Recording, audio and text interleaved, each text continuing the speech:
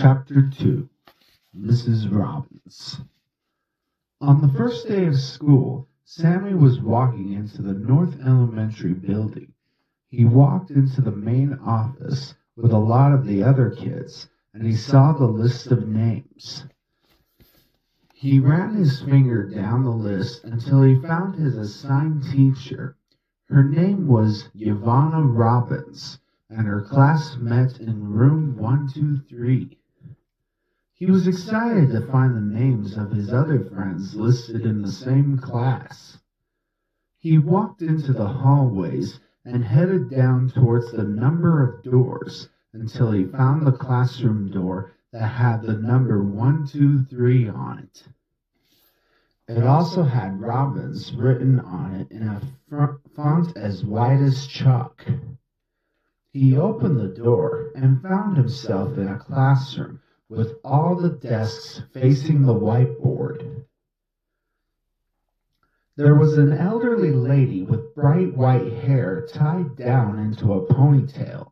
She was in a green dress that looked like a walking Christmas tree.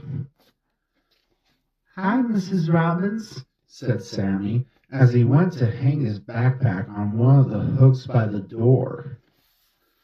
"Hello," she replied very sweetly. "Welcome to my classroom. Who might you be?"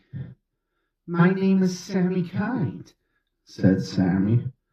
"Ah, yes, Samy Kind," answered Mrs. Robbins. "That's a fascinating name. I can't say that I've ever met anybody with a last name that's quite like yours." "Thank you," said Sammy. "You're welcome," said Mrs. Robbins. "You're the first one to come in today." "I see that," said Sammy, looking around to see that there wasn't anyone else in the room. Right when he said that, the door opened again, and other kids came in that were also a part of the class. First came Flicker, the boy who had on a black t-shirt with a big flame on the front. He was the first friend that Sammy made, and they were the best of friends from the start. "Hi, Sammy," said Flicker, smiling while holding his hand up. "Hi, Flicker," said Sammy, also smiling, and they gave each other a high five. "I see that you know each other," said Mrs. Robbins, smiling.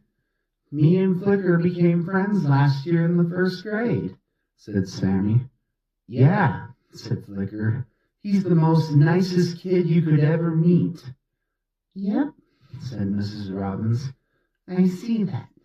Well, you might as well choose your seats because school is about to start."